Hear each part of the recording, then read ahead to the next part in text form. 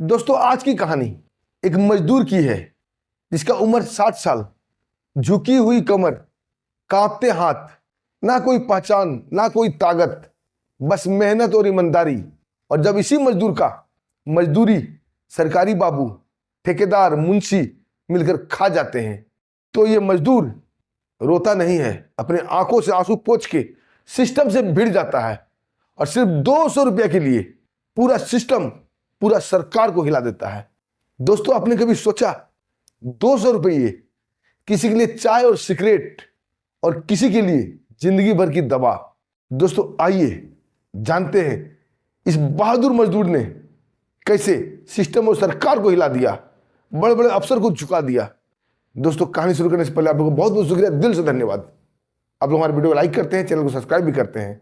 दोस्तों जब लाइक करते हैं तो हाई बटन जरूर दबा दीजिएगा। आइए दोस्तों कहानी की शुरुआत करते हैं। दोस्तों एक कहानी की शुरुआत झारखंड राज्य के गुमला जिले की है। दोस्तों गुमला में एक मजदूर गरीब रहा करता था जिसका नाम रामदीन उरांव था। उम्र करीब करीब 60-62 साल के आसपास थी। घर में उसकी एक वृद्ध धर्मपत्नी थी जो कि काफी बीमार थी, ठीक से बोल भी नहीं पा रही थी क्योंकि खांसी इतनी उठती थी बोलने नहीं देती थी। दोनों बुजुर्ग दंपति काफी लाचार थे, काफी गरीब थे। गुमला के जंगल के कोने में उनका घर था और जंगल में रामदीन सखुए की पत्ती तोड़कर बीड़ी का काम किया करता था, यानी कि बीड़ी पत्ता बनाया करता था। लेकिन उस मजदूर का दर्द कोई नहीं समझ रहा था। पैसे उसके पास उतना ही आ पाते थे, बड़ी मुश्किल से 2 वक्त की रोटी जुट पाती थी। खुद भी शुगर और बीपी का मरीज था, पत्नी भी काफी परेशान थी, काफी बीमार थी। आखिरकार पत्नी का दर्द देखकर वो बुजुर्ग जिसके हाथ कांप रहे थे, झुकी हुई कमर थी, मजदूरी करने का निर्णय लेता है ताकि मजदूरी करने के बाद उसके हाथ में 2-4 पैसे लग सकें और अपनी पत्नी के लिए दवा ला सके। दोस्तों वो हिम्मत करके वो बुजुर्ग व्यक्ति, बूढ़ा व्यक्ति जाता है काम की तलाश में। और मनरेगा का काम चल रहा था गुमला में, जहां सरकारी रोड बन रहा था और ठेकेदार से मिलने के बाद उसे काम मिल जाता है। दोस्तों देखने में भले ही रामदीन बूढ़ा था लेकिन बहुत ही मेहनती, बहुत ही ईमानदार था। वो हार तोड़ जी तोड़ मेहनत करता है 1 सप्ताह और हर शाम को इसी उम्मीद में अपनी पत्नी को दिलासा देता हुआ सुला देता है कि बस कुछ ही दिन के बाद है, कुछ दिन के बाद हमें पैसे मिलेंगे तो तुम्हारी दवा ले आऊंगा। और उसकी पत्नी, बूढ़ी पत्नी जो काफी बीमार थी, वो भी इन संतावना से खुश हो जाया करती थी और सो जाया करती थी। दोनों गरीब की आंखों में आश्वासन और विश्वास थे कि 1 सप्ताह बाद हमारा दर्द कट जाएगा। दोस्तों डोंट माइंड, एक कहानी इतनी दर्दनाक, इतनी मार्मिक है कि बताते हुए हमारे ही आंखों से लग पड़े, हमारे ही आंखों में आंसू आ गए। लेकिन सिस्टम और सरकार कभी नहीं जगती है, गरीबों का कोई नहीं है। दोस्तों फिर दूसरा दिन होता है। रामदीन अपनी पत्नी के लिए मजदूरी करने जाता है गुमला के रोड पे, जहां सरकारी रोड बन रहा था। और आखिरकार दोस्तों 1 सप्ताह गुजर जाता है और वो दिन आता है जब दिहाड़ी मजदूर को पेमेंट ठेकेदार और उसके मुंशी बांटते हैं। ठेकेदार आता है, उसके मुंशी भी आते हैं, सभी मजदूर लाइन में खड़े हो जाते हैं और मुंशी सबका हिसाब करके उन्हें पैसा पकड़ाता जा रहा था और सबका पैसा कुछ न कुछ वो काट रहा था। दोस्तों तभी नंबर आ जाता है बूढ़े मजदूर रामदीन की। रामदीन उरांव को मजदूरी के 200 रुपये काट के दिए गए।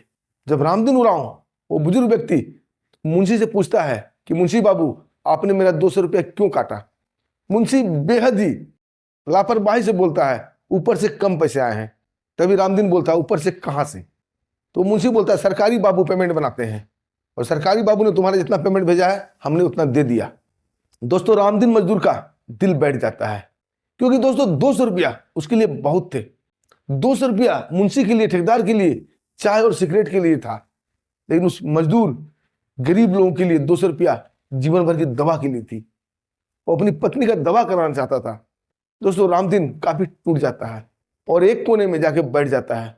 उसकी आंख से आंसू थम नहीं रहे थे। तभी और भी मजदूर भाई आते हैं, बोलते हैं काका क्यों आंसू बहा रहे हो? आपका दर्द ये ठेकेदार, ये मुंशी नहीं समझेंगे। हम सबके पैसे कटते हैं, कोई ऐसा मजदूर नहीं है जिसका पैसा इस मुंशी ने, इस ठेकेदार ने और सरकारी बाबू ने ना काटा हो। हर बार नए नए बहाने बनाते हैं। तभी एक नया लड़का जो कि मजदूरी करने आया था, थोड़ा पढ़ा लिखा था, वो बोलता है काका ये सब बहाने चोचले कुछ नहीं है, ये सब गोरख धंधा है, घोटाला है। अगर हम मजदूर एक हो जाएं और इस घोटाले के खिलाफ लड़ाई लड़ें तो हमारी जीत जरूर होगी। दोस्तों, उसकी बातों पर कोई मजदूर ध्यान नहीं देते हैं, सब अपने अपने काम पे चल जाते हैं। लेकिन रामदीन के कानों में उसकी बात सुई की तरह चुभ रही थी कि हमें लड़ना चाहिए। दोस्तों, फिर क्या था, रामदीन घर जाता है। उसकी बूढ़ी पत्नी बड़ी बेसब्री से उसका इंतजार कर रही थी कि आज मजदूरी मिलेगा और वो दवा लेके आएंगे। रामदीन थका हारा झोपड़ी में घुसता है। पत्नी बड़ी आस से देखती है, शायद दवा लाया हूं। जब रामदीन अपनी दुख भरी कहानी उन्हें सुनाता है तो पत्नी भी उम्मीद छोड़ देती है। और दूसरे दिन रामदीन मजदूरी करने नहीं जाता है और सीधा सरकारी दफ्तर में जाता है। वहां जाके मनरेगा में काम करने वाले जो बाबू पेमेंट बनाते हैं उन बाबू से मिलता है। बाबू बड़ा ही बेपरवाह कुर्सी पर बैठे हुए थे और ऊँगती हालत में थे, यानी कि नींद के मजे ले रहे थे कुर्सी पर बैठे बैठे। वहां जाकर रामदीन बोलता है, बाबू मेरा नाम रामदीन है, मैंने 1 सप्ताह मनरेगा में काम किया है और हमारे 200 रुपये कट गए। मुंशी ने बोला, बाबू ने कम पैसे बनाए। दोस्तों, ये सुनकर वो सरकारी बाबू ऊँगते हुए बोलता है कि तुम्हारा बायोमेट्रिक मैच नहीं किया इसलिए तेरे पैसे कट गए। दोस्तों, बूढ़ा बोलता है, नहीं साहब, हमने रोज अंगूठा लगाया है, हमने रोज बायोमेट्रिक किया है, हमारा पैसा कैसे कट सकता है। लेकिन दोस्तों, वहां सुनने वाला सब कोई नहीं था। बाबू उसे झिड़क कर भगा देता है।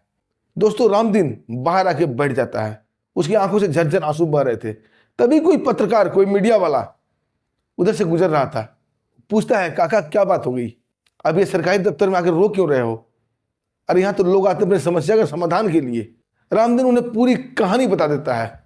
दोस्तों, फिर क्या था, वो मीडिया का पत्रकार उसका एक वीडियो बनाता है, उसका पूरा इंटरव्यू छापता है और दूसरे दिन न्यूज चैनल पर दोस्तों हंगामा फैल जाता है।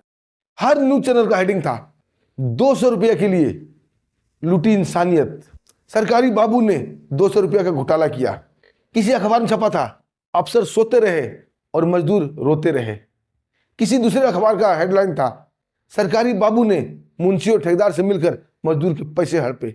दोस्तों, जैसे ही न्यूज़पेपर का हेडलाइन आता है और उस गरीब रामदीन का बयान टीवी पर दिखाया जाने लगता है और गरीब रामदीन रो रो कर अपना सारी सच्चाई बता रहा था। कैसे 65 साल की उम्र में झुकी कमर कांपते हाथ से 1 सप्ताह उसने मजदूरी की थी ताकि वो अपनी पत्नी का इलाज करा सके। लेकिन बाबुओं ने उसके पैसे काट लिए, ठेकेदारों ने, मुंशी ने उसके पैसे काट लिए। दोस्तों, जैसे ही न्यूज चैनल पर उसका इंटरव्यू छपता है और पेपर में हेडलाइन छपता है, दोस्तों बड़े बड़े सरकारी तंत्र हिल जाते हैं।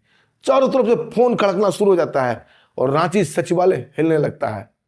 रांची में बैठे, सचिवालय में बैठे बड़े बड़े अफसर की नींद खुलती है और ऊपर से बड़े बड़े नेताओं को फोन आने लगता है कि तुम्हारे रांची में क्या हो रहा है, मनरेगा में बाबू ने लूट मचा रखी है। तब जाके सरकारी अफसर जगते हैं नींद से और सचिवालय का सबसे बड़ा आईएएस अधिकारी बोलते हैं, जब मजदूर की पैसा ही लूटा जा रहा है तो ये सिस्टम किस काम का। दोस्तों, बड़े बड़े अफसर मैदान में कूद जाते हैं। क्योंकि और दोस्तों, जब विपक्ष के बड़े बड़े नेता इस मुद्दा को उठाते हैं तो मुद्दा खूब हाईलाइट होता है। तब अफसर सोते से जग जाते हैं और शुरू होता है जांच की प्रक्रिया। और जैसे जांच होती है दोस्तों, उसके गिरफ्त में सरकारी बाबू आ जाते हैं। और जब जांच किया जाता है तो दोस्तों, ये जांच खुलकर जो सामने आता है, पूरे झारखंड, पूरे सरकार, पूरे सिस्टम सब हैरान था। कई सालों से घोटाला चल रहा था और हर मजदूर के साथ चल रहा था। सबके कभी 200, कभी 100, कभी 50 पैसे काटे जा रहे थे और कुल मिला के दोस्तों लाखों करोड़ों की संपत्ति कट गई थी। किसी मजदूर ने इस पर ध्यान नहीं दिया था और दे के भी क्या फायदा था। ये किसी को सुनते नहीं सरकारी बाबू और ठेकेदार और मुंशी। और गरीब को तो सब दबाता है, सब कुचल देता है। लेकिन भला हो उस गरीब रामदीन का जिसने लड़ाई लड़ने की ठानी और पूरे सिस्टम को, पूरे सरकार को हिला दिया और पत्रकार बाबू ने उसका साथ दिया। अब बड़े बड़े अफसर जग चुके थे, सारा केस का पर्दाफाश हो चुका था। कई अफसर निलंबित हुए, सरकारी ठेका उस ठेकेदार से छीन लिया गया, मुंशी को तत्काल कार्रवाई से हटा दिया गया, उसे जेल में डाल दिया गया, बाबू को सस्पेंड किया गया। और वहां के डीएम साहब एक बड़ा सा मंच लगाते हैं गुमला में और सभी मजदूर, सभी आम लोग को आमंत्रित करते हैं और आम लोग के सामने मंच पर रामदीन को बुलाया जाता है। उसे डीएम साहब 200 रुपये देते हैं और 200 रुपये देने के बाद माइक पर बोलते हैं कि रामदीन ने हिम्मत दिखाई और अपने न्याय के लिए लड़ा, अपनी आवाज बुलंद की, इसलिए इस ईमानदार मजदूर को सरकार की तरफ से 51,000 रुपया का इनाम दिया जाता है।